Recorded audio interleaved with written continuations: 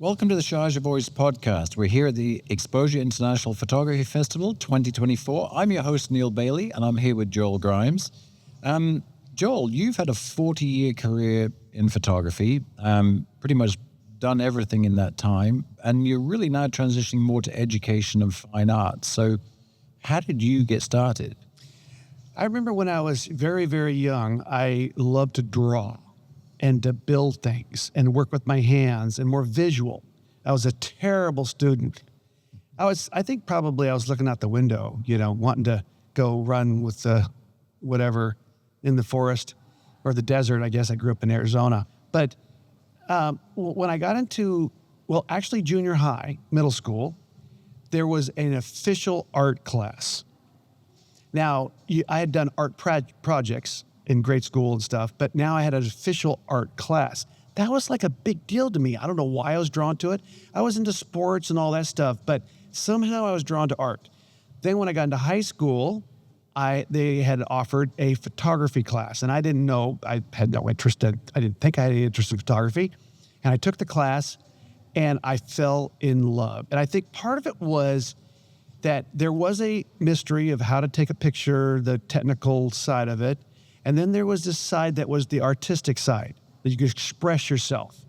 I also played guitar and sang and wrote songs and stuff. So I had that side of me that wanted to express, be a creative person. Mm-hmm. Well, I went through high school, and then I was at the, graduated college age, and I was working in a backpacking store, kind of a surplus store. And one of the professors from the university came in, and he was looking for a case, like a waterproof case. And I asked him what it was for. He said, well, I'm a photographer, and I want it for my photography gear. And I said, well, I'm a photographer too, because I had just bought my first camera. Right. And so I said it in a way like I was very confident, and I'm a photographer too, right? He said, well, you ever thought about taking classes in college? And I said, not really. I hadn't really thought about it.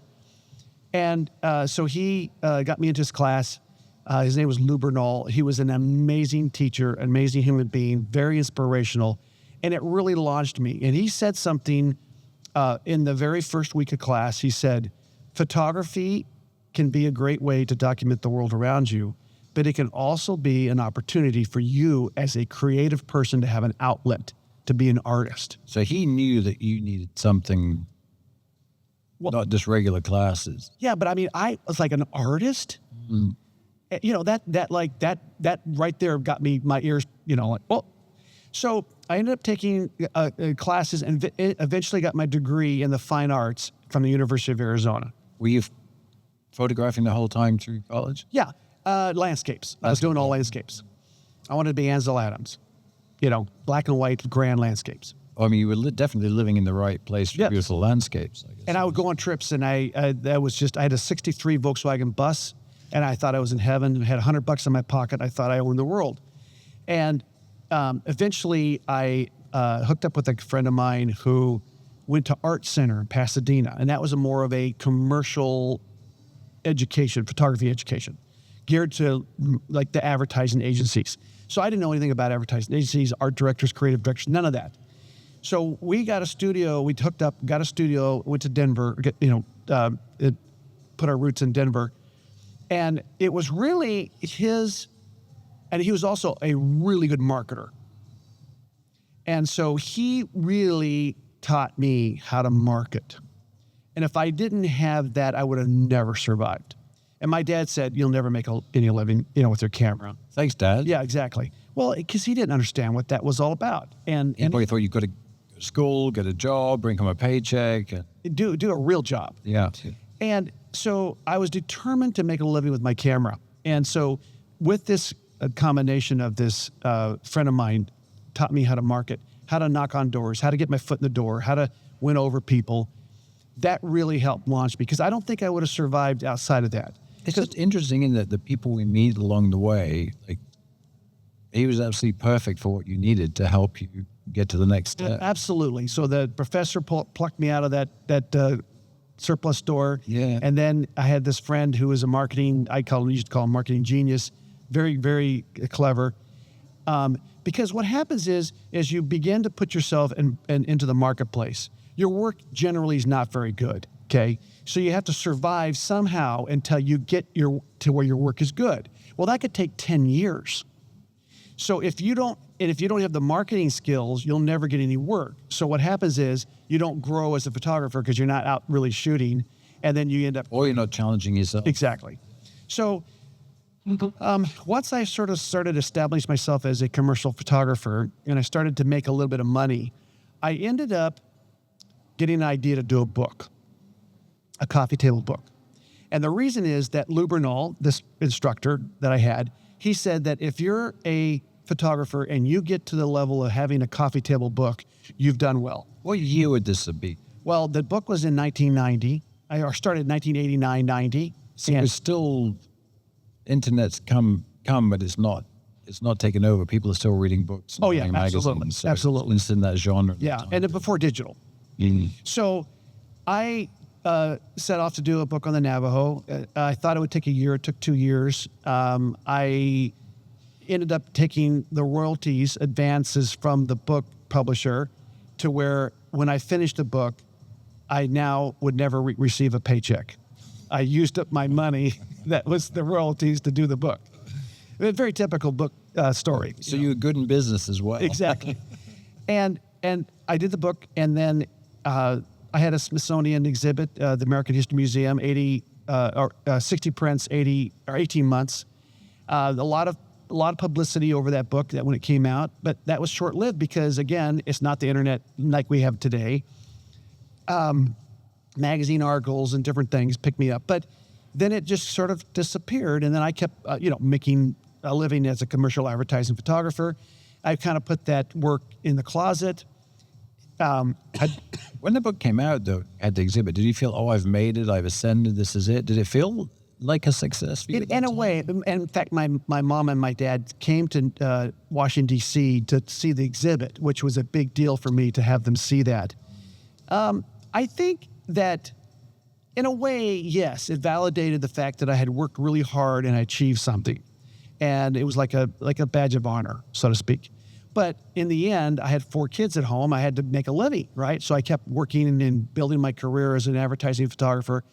And the sad thing is that you can, as an advertising photographer, you can make sometimes more money in a day than you can off of a 2-year project on a book, right? So I had opportunities or some ideas of doing some more books, but I'm thinking, no. I got to make some money. Yeah, I got mouths to feed here. But so now, as I started working as a commercial advertising photographer, eventually, about 12 years ago, I kind of reinvented myself to the point where I started getting some traction with my work and with the internet. I started getting speaking invitations to teach or, to lecture. And that grew into more and more. And I was doing 45 speaking events a year all over the world and still doing my commercial work, things that kind of crazy. And I kind of, in a way, I kind of burned out a little bit.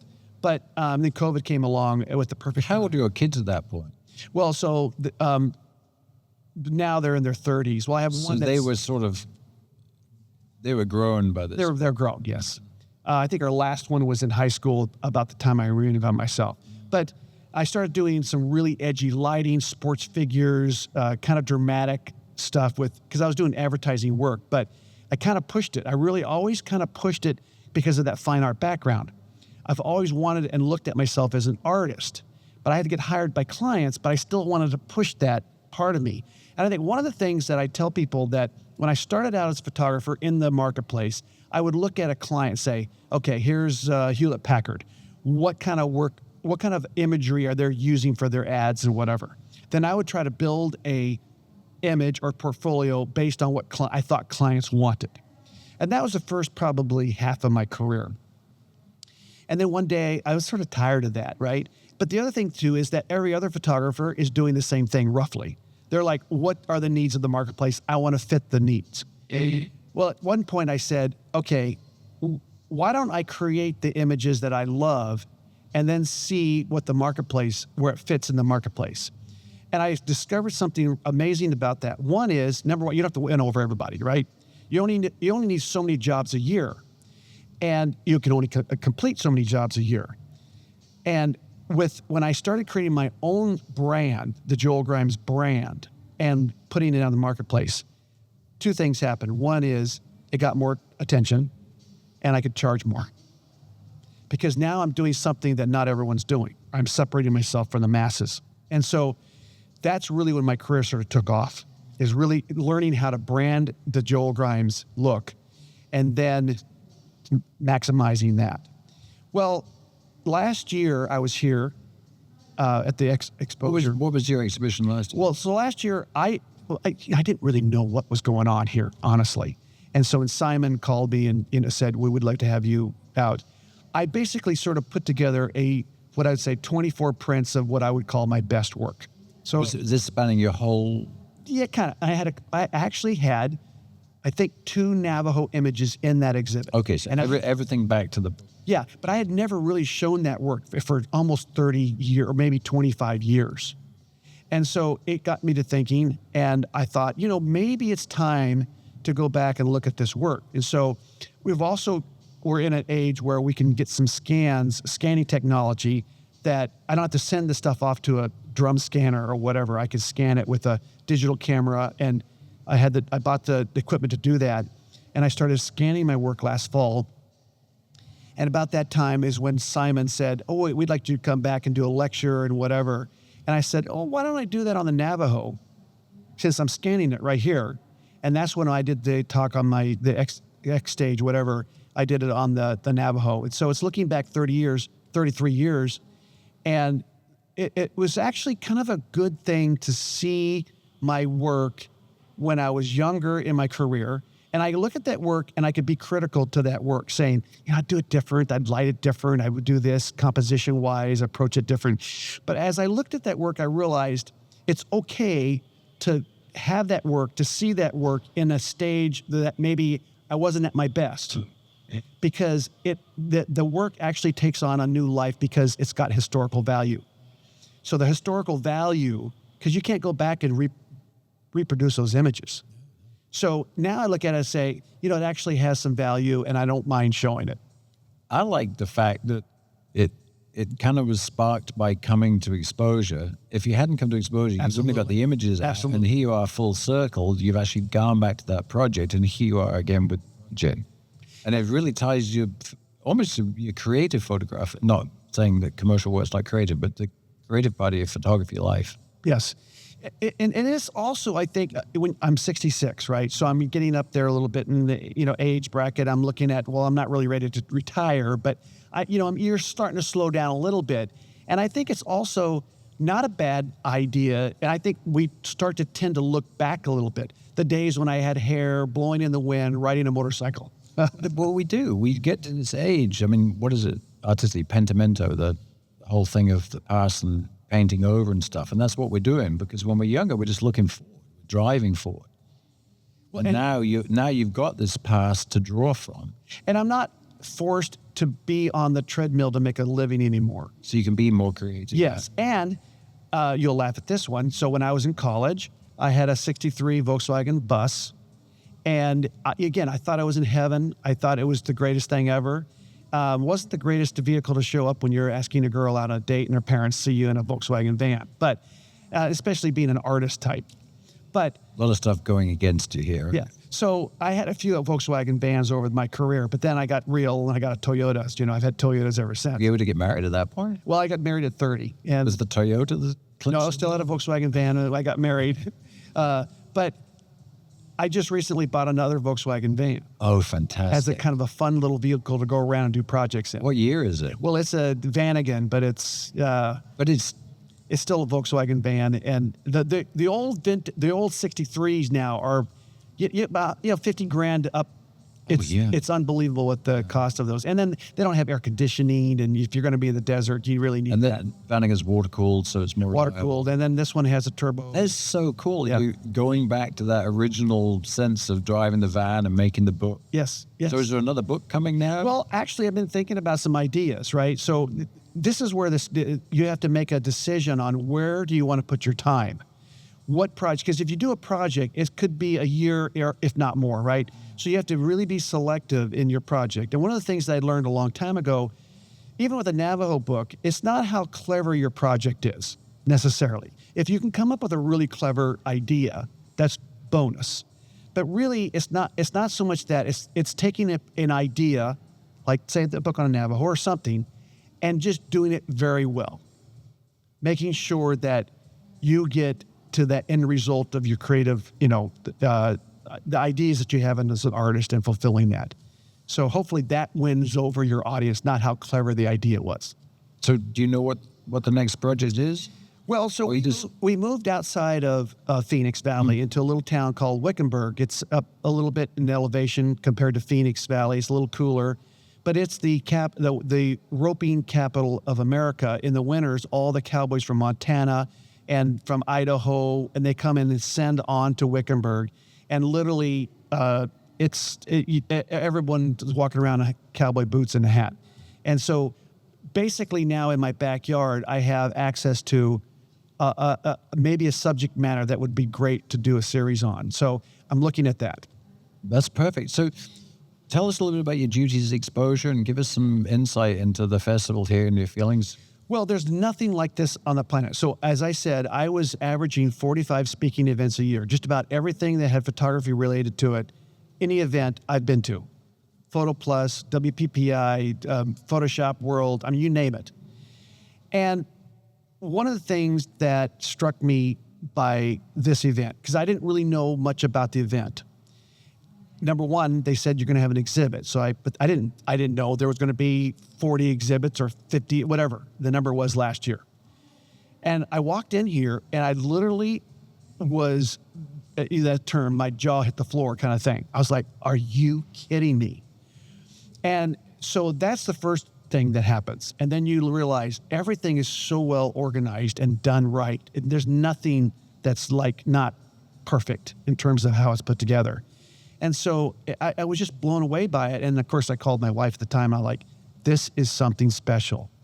Then you're meeting a lot of people that I studied. Like, so when in the 80s, I'm looking at Photo District News and I'm reading about Eric Neale and Greg Gorman and all these photographers that were my idols. And then there you are at breakfast with them. Exactly. No, it is absolutely unbelievable. And you kind of pinch yourself in a way thinking, how did I get here? And so there's a facet. And you do really meet some amazing people. Mm-hmm. It's kind of like, it becomes a little bit of a family because you see people again the next year, and I hope I'm invited back again. But it becomes something that's a very special event. So this year when I was invited back, I was like, oh, yes. So, and Simon told me last year, probably they rotate the possibility to get exhibits. So, I knew I wouldn't have an exhibit this year, but hopefully maybe next year I'll have an exhibit. And this year you're doing panels, workshops. There's a couple workshops, and I love to teach. And the reason why I like to teach is I felt like I got plucked out of... It's back to that professor again. Yes. And then... If he hadn't lifted you out, you wouldn't be here. Now you're giving that back. That's right. So you're really enjoying your students here? Oh, I love it. To me, when you see someone that sort of like the spark goes off and says, it's not as hard as I thought it was. Or when you give them an idea to do something, and then a year later you see them and they say, that idea that sparked something, and look what I'm doing. It's pretty exciting. Who are your students that you're teaching, or who's been coming into class? Well, it's a mixture because most of them are here from this area. Oh, that's nice. But some people have actually flown in from other countries specifically because they see your name on that roster, and they say, oh, I gotta go and meet Joel. So it is pretty amazing to see. I think that there's also one of the surprising things that I discovered early on, and this is an interesting observation. So you're from the UK and you now live in the States, but in the States we live in a little bit of a bubble. And so, and even photographers are very much in bubbles. Like, go to the university or an art center or whatever, and you sort of are taught a certain way and look at the world around you. And America is a very influential, we have a lot of, influence in the world. But what I've discovered is almost like the British invasion, not to bring that up again, but with music, you had the influence of the blues and Elvis and all that went over across the pond. Then you had all these incredibly talented people, the Beatles or whatever, putting together things that were like, what? How? That is incredible. That came back. And so these things bounce back and forth. Well, as I go around the world and I look at photographers' portfolios and students that come in, I am actually stunned at the quality of work that's out there. And so it kind of puts me in a position where I'm thinking, we better start getting our act together because we're being left behind. Well, fantastic. Well, Joel, it's been so great having you here. Really appreciate you taking some time out your schedule coming to sing us on the cast here. Well, thank you. And really glad you're enjoying your students and your workshops. And I guess next time we see you, you'll have a new exhibit for us. I hope so. Thank you. Thank you.